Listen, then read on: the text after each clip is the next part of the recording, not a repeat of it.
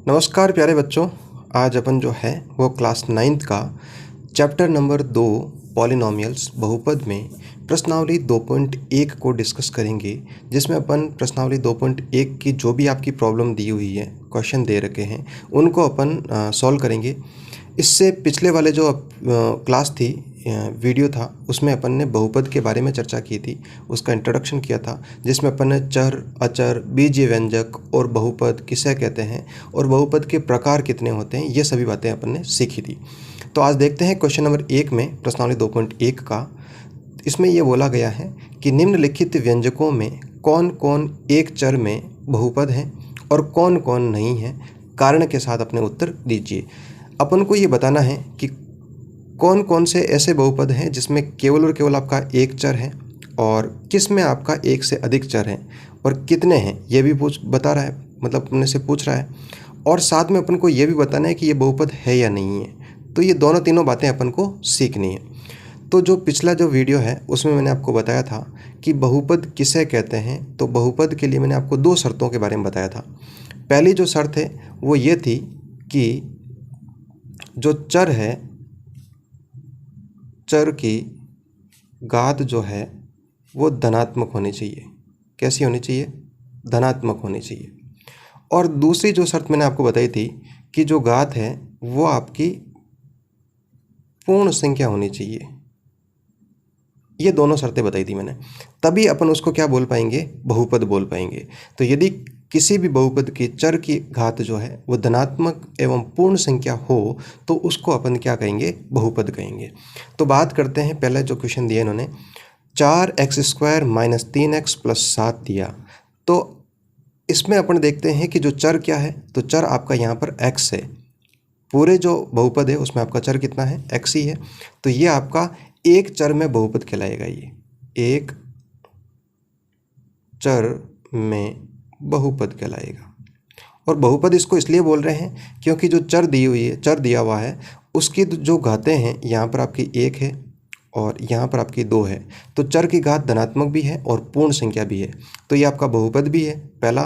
दूसरा, एक चर में बहुपद है।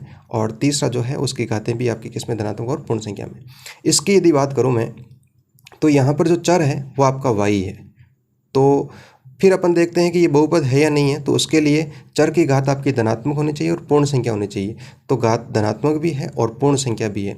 और यदि चर की बात करूं तो यहाँ पर एक ही चर है, तो अपन यहाँ लिखेंगे एक चर में बहुपद। नेक्स्ट है आपका 3√t + t√2। तो सबसे पहले अपन ये चेक करते हैं कि ये आपका बहुपद है या नहीं है। तो अपन देख रहे हैं कि यहाँ पर t के जो चर है आपका वह एक ही है और इसके ऊपर घात कितनी है? 1 है।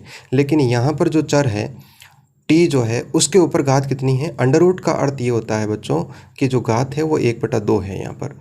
तो अपन ये देखें कि जो चर की घात जो है, अपन बात कर रहे हैं कि बहुपद तभी होगा जब घात जो धनात्मक एवं पूर्ण संख्या होनी चाहिए।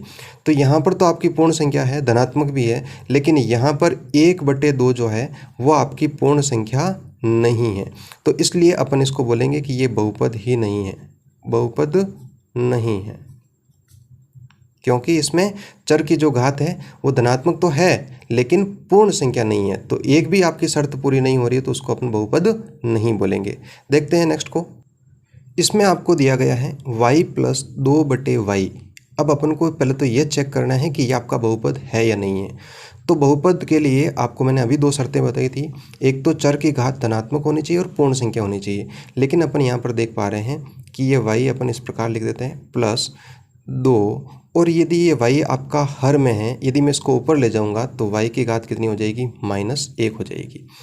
तो अब मैं आपसे ये पूछूं कि ये बहुपद है या नहीं है, तो अपन को सामने से दिख रहा है कि इसकी जो घात है वो आपकी ऋणात्मक है, जबकि बहुपद की घात क्या होनी चाहिए? धनात्मक और पूर्ण संख्या होनी चाहिए। पूर्ण संख्या तो है, पूर्ण संख्या 1 तो है, लेकिन वो कैसी? आपकी ऋणात्मक है। तो इसके कारण ये आपका बहुपद नहीं है, बहुपद नहीं है। जब बहुपद ही नहीं है तो उसको अपन ये नहीं बताएंगे कि एक चर में है या 2 चर में है। अगला क्वेश्चन देखते हैं 5वां, जिसमें अपन को ये दिया x की घात 10 + y की घात 3 + t की घात 50। तो सबसे पहले अपन को ये चेक करना है कि ये बहुपद है या नहीं है। तो बहुपद के लिए मैंने आपको अभी बताया था कि चर जो है उनकी घात धनात्मक और पूर्ण संख्या होनी चाहिए। पूर्ण संख्या का मतलब बच्चों समझ लो, पूर्ण संख्या माने होल नंबर कहाँ से स्टार्ट होते हैं, 0 से स्टार्ट होते हैं। 0, 1, 2, 3 इस प्रकार ही चलेंगे, ठीक है। इनमें से आपकी कोई घात होनी चाहिए।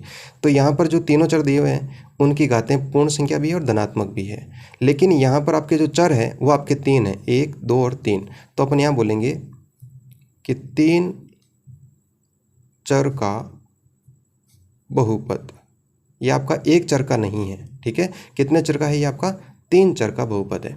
तो पहला क्वेश्चन आपको अच्छे से समझ में आया होगा।